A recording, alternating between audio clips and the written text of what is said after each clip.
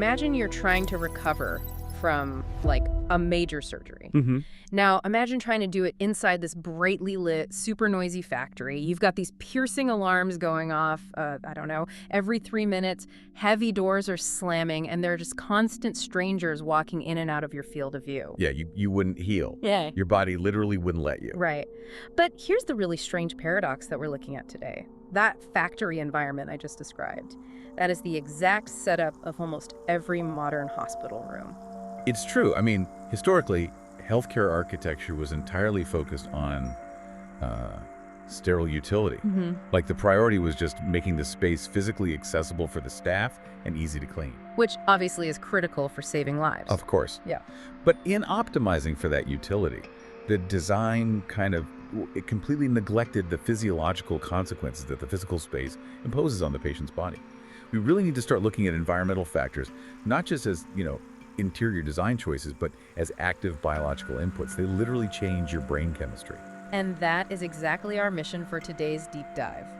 Welcome, everyone. We are unpacking this massive synthesis on something called clinical environment sensory regulation. It's a dense one, but it's fascinating. It really is. We want to understand the exact mechanics of how a standard clinical room basically hijacks your autonomic nervous system.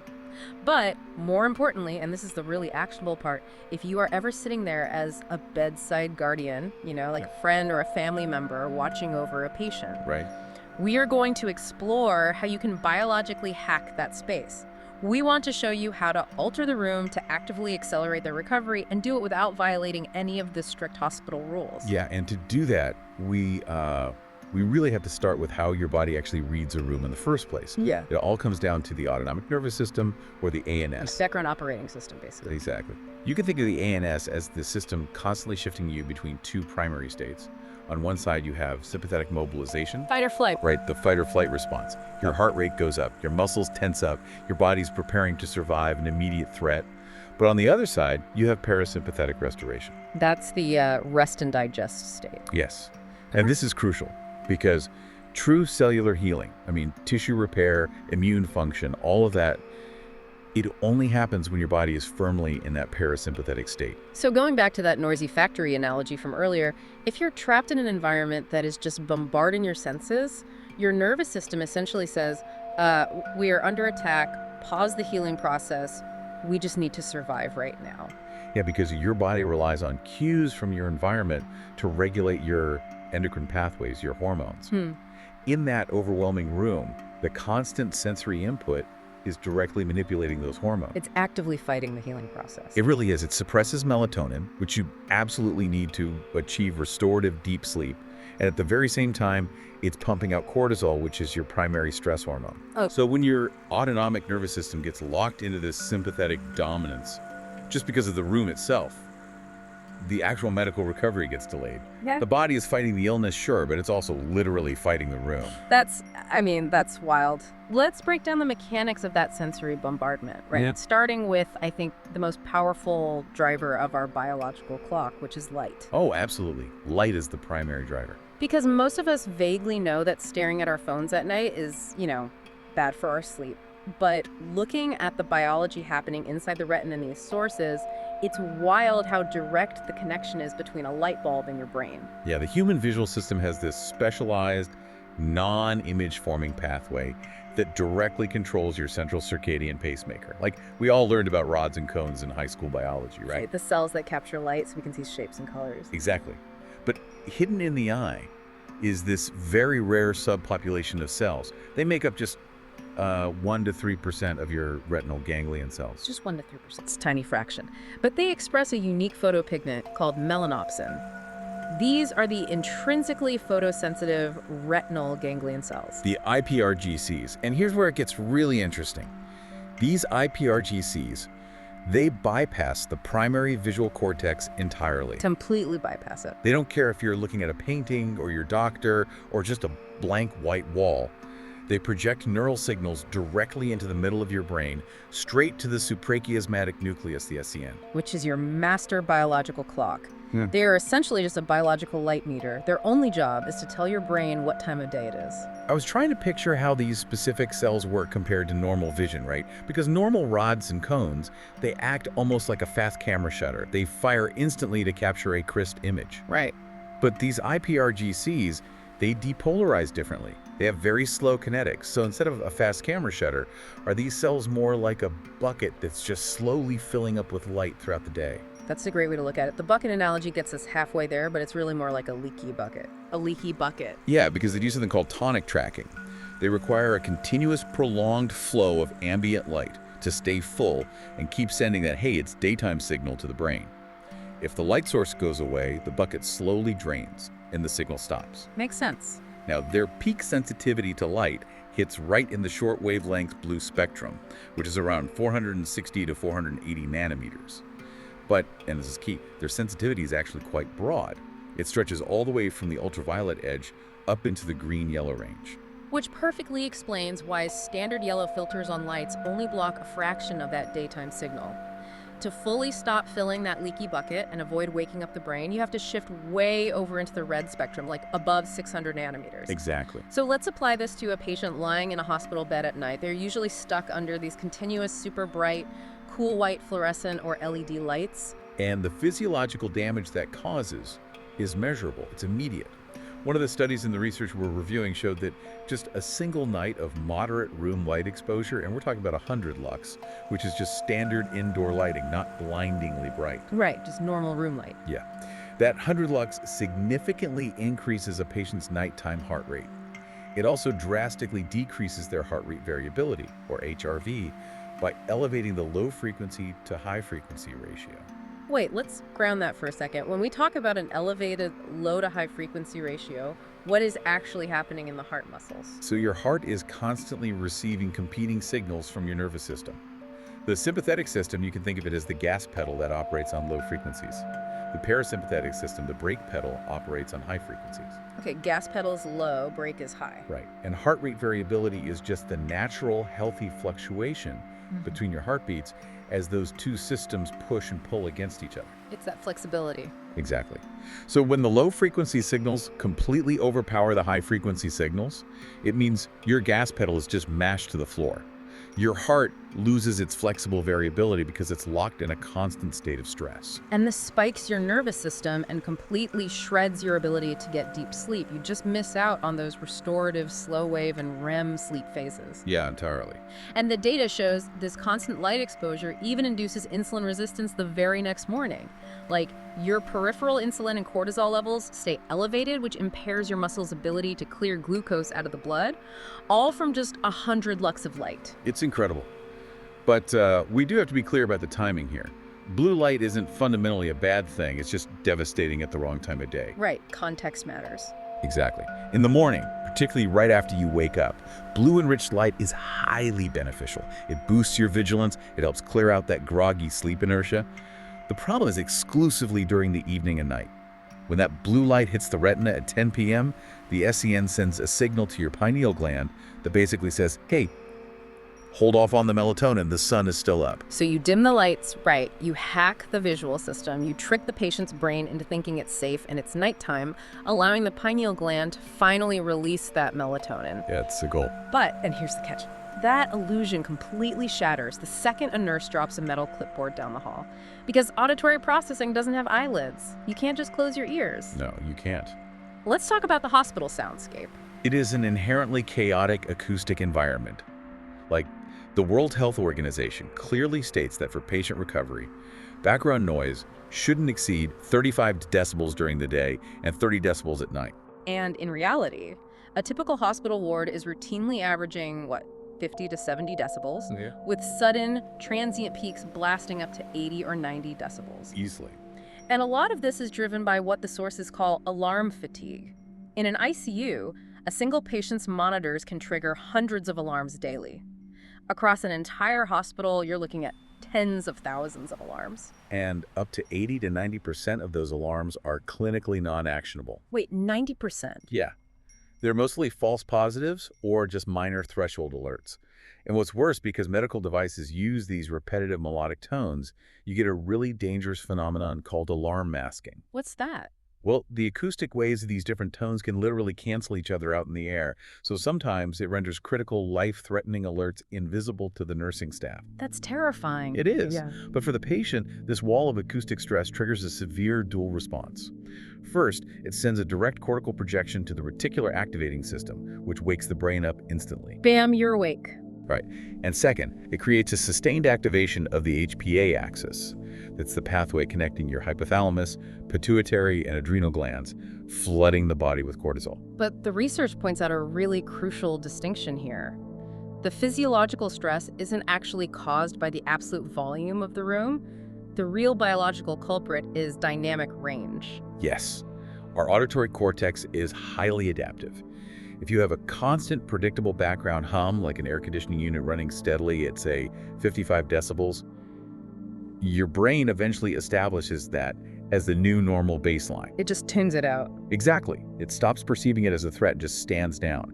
The true damage comes from the transient, unpredictable noise spikes. A medical device suddenly alarming, a heavy door slamming shut, the overhead paging system just clicking on. It's the sharp deltas, the distance between the quiet baseline and the sudden loud noise. Like if you're listening to this deep dive right now in a perfectly quiet room and someone drops a heavy book behind you, that 10 decibel jump sounds like an explosion. It terrifies you. Right. But if you are standing on a loud, rumbling subway platform and someone drops that exact same book, you wouldn't even flinch. Your brain wouldn't register the spike because the background noise is already so high. That is exactly the mechanism.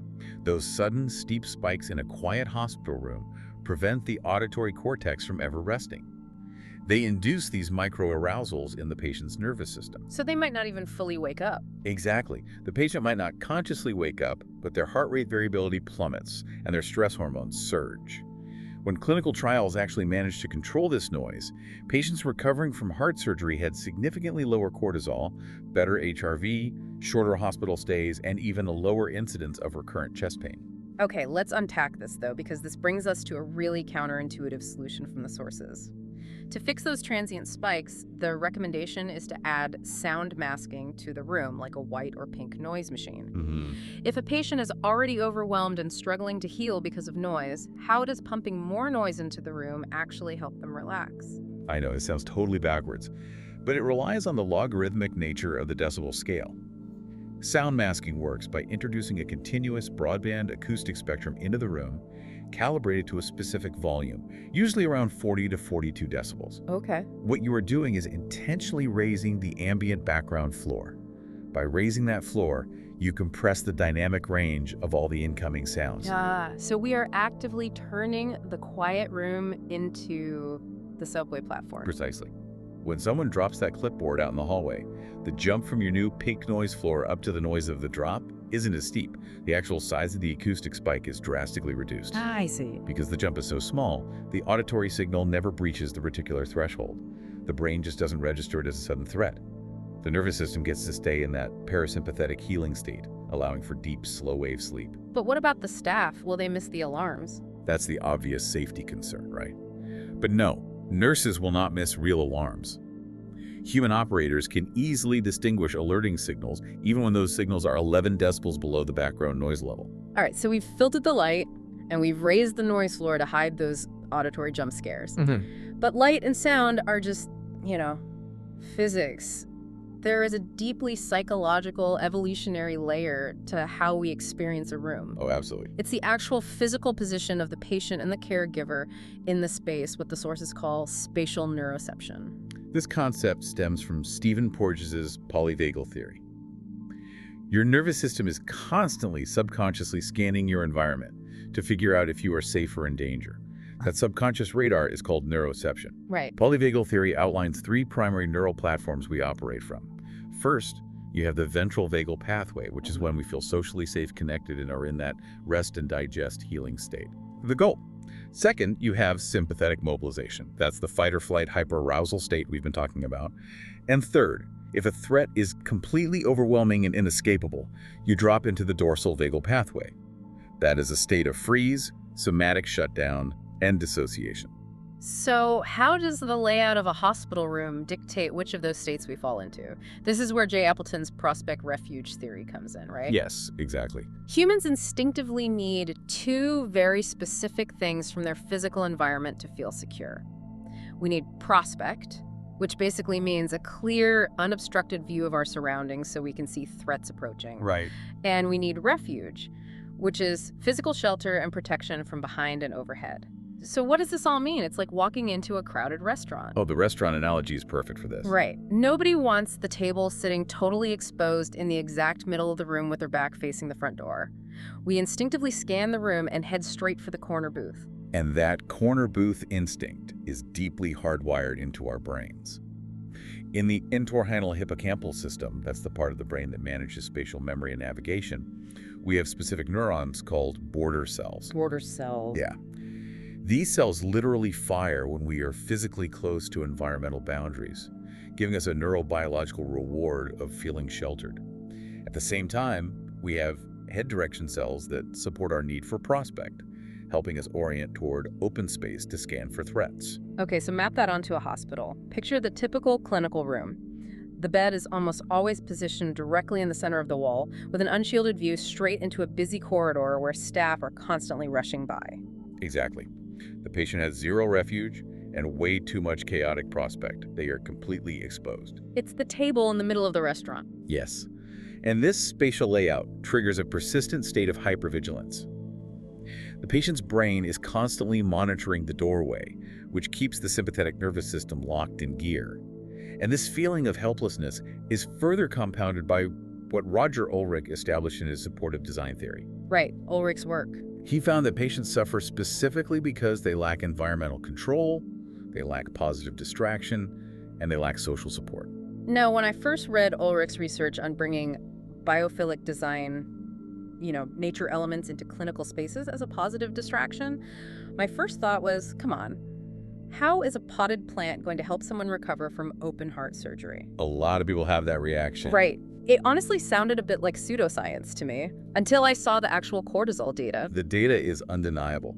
Access to nature-integrated designs, whether it's an unobstructed window view of the sky, indoor potted plants, or even just natural wood textures, significantly lowers physiological stress markers. It's amazing. It really is. It pulls the brain's cognitive attention outward, away from internal pain and anxiety. And what's interesting is that different biophilic elements serve different functions. Like what? Well, indoor plants score incredibly high for promoting physical muscular relaxation, but natural window views are vastly superior for maintaining mental clarity and focus under acute stress. But here's the real issue. If a patient is medically immobilized, hooked up to an IV, they can't exactly get up to rearrange the furniture or, stare out the window. No, they can't. And this is where the true power of the bedside guardian comes in, through a mechanism called somatic co-regulation. Humans are a profoundly social species. When our own nervous system is overloaded and we cannot self-regulate, we naturally look to borrow the calm of someone else. We borrow their calm. I love that. We do. We rely on the regulated nervous system of an attuned caregiver to restore our own autonomic balance. The bedside guardian essentially becomes an external vagal brake for the patient. And there's an incredibly useful framework in the research for how to do this intentionally. It's called AGIL effect, gesture, intonation, and latency. Right. So picture yourself in that room. The IV pump starts beeping. The patient, let's say it's your mom, she tenses up, her heart rate spikes. Instead of jumping up, gasping, and frantically looking into the hallway for a nurse, which just confirms to her brain that there is a threat. Exactly, that just makes it worse. Right. Instead, you use AGIL effect. You project a warm, grounded, emotional state, gesture. You use open, slow movements, maybe lowering your posture so you are at her eye level, not towering over the bed. Intonation. You keep your voice low, steady, and melodic. And latency. You allow intentional, quiet pauses when you speak, giving her overwhelmed nervous system the actual milliseconds it needs to process those cues of safety. And there is a massive caveat to co-regulation here. A caregiver can only act as a vagal brake if they themselves feel genuinely safe. That makes sense. If you, as the bedside guardian, are perched on the edge of this uncomfortable plastic chair, feeling anxious, sleep-deprived, and just hyper-vigilant about every noise in the hospital, your autonomic arousal will bleed into the room. They'll feel it. The patient's neuroception will immediately pick up on your stress and mirror it. Yeah. You simply cannot fake a calm nervous system. Which perfectly sets up the final and probably most important part of our mission today, tactical execution. Yes. We have all this incredible theory about light, sound, and space. But let's be real here. If I walk into an ICU with a red LED light and start rearranging tray tables and chairs to build a corner booth, aren't the nurses just going to kick me out? Probably. How do you actually execute this without interfering with life-saving care? That is the most critical tension here. The clinical layout isn't arbitrary. It is meticulously designed for rapid life-saving access. Any environmental intervention you make absolutely must comply with facility standards. These are often guided by the Facility Guidelines Institute, or FGI. Okay, so what's the golden rule? The absolute golden rule is maintaining a minimum 5-foot transfer clearance on at least one side of the patient bed. That space is sacred. Don't touch the 5-foot zone. Exactly. It cannot be blocked by a chair or a bag or a table because it is essential for a clinical workflow and emergency resuscitation. And then you also have strict infection control protocols, right? You can't just bring in fuzzy blankets or fabric lampshades from home. Definitely not. Everything you bring into that room must be non-porous and smooth, so the staff can wipe it down with standard EPA-registered hospital disinfectants. You cannot store your bags or equipment on the floor because that promotes pathogen colonization. Ew, yeah. And you definitely cannot plug your personal electronics into the clinical medical utility panels behind the bed or block the nurse's sight lines to the physiological monitors. Right. But even working within those strict, necessary boundaries, we still have incredibly powerful tactical adjustments available. We do. The first one is creating a circadian micro-ambient lighting zone. When the sun goes down, you want to ask to turn off or shield those harsh overhead fluorescent lights. And in their place, you deploy a portable, battery-operated LED light. And based on what we learned about those leaky bucket ipRGC cells, this light needs to be red or deep amber. We're talking emitting wavelengths above 600 nanometers or a color temperature under 2000 Kelvin. Right, so where do you put it? You position this microlight below the plane of the patient's eyes. A great spot is placing it on the lower shelf of a bedside cabinet. It needs to be dim, emitting less than 10 lux, which is roughly the brightness of a single candle. So really dim. Very dim. The goal is keeping the melanopic equivalent daylight illuminance well below 1 lux.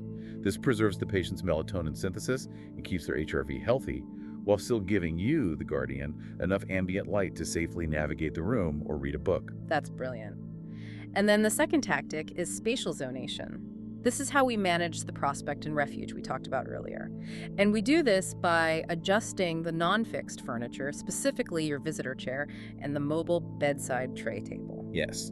To establish your own refuge as the caregiver, you move your visitor chair into a structural corner of the room. You want a solid physical wall right behind your back to provide that psychological shelter. Getting your own corner booth. Exactly. But you angle the chair so you have a clear, sweeping line of sight to both the patient's face and the doorway. That satisfies your deep evolutionary need for prospect. Once your neurobiology feels secure in that corner, your heart rate drops, and you can effectively project those calming AGIL cues to the patient. You can also take that mobile personal tray table and position it parallel to the doorway. It acts as a subtle physical screen. It partially blocks the patient's direct visual line into the chaotic corridor, cutting down on that hypervigilance while still allowing them to see who is actually entering the room. It's a brilliant, simple way to minimize the subconscious neuroception of threat. But before anyone listening actually tries this, how important is it to communicate these changes to the hospital staff? Is paramount. It is step one. Right. Before moving a single chair or turning on a red light, the bedside guardian must consult with the unit nursing staff. You explain what you're doing and why. These tactics are designed to support patient recovery, but they must entirely harmonize with clinical care. The nurses have to be on board. Absolutely. The nurses need to know exactly why the tray table is positioned as a screen, just to ensure they feel comfortable with their own emergency accessibility. It's just incredible to think about all of this. By simply controlling the wavelength and intensity of a single battery-operated light bulb, raising the acoustic floor to hide the noise spikes, and strategically positioning a chair and a tray table to satisfy our ancient spatial needs, you, as a bedside guardian, can literally alter a patient's neurobiology. You really can. You can take back control of that bright, noisy factory and turn a stressful clinical box into a genuine sanctuary for healing. It is a beautiful synthesis of neuroarchitecture, environmental psychology, and human physiology. We are finally recognizing that the physical environment isn't just a backdrop. It is an active participant in the medical healing process. It's powerful, empowering stuff. But before we wrap up today's deep dive, I want to leave you with a final, lingering question to ponder. We've just spent all this time talking about the extreme environment of a hospital room, but think about your normal, everyday life. If these invisible environmental inputs, the specific color temperature of a light bulb, the dynamic range of background noise, the exact placement of a chair relative to a door, if they can so profoundly alter the autonomic nervous system and the hormone levels of a hospitalized patient, what is the layout, the lighting, and the soundscape of your own home and office doing to your baseline stress levels right now?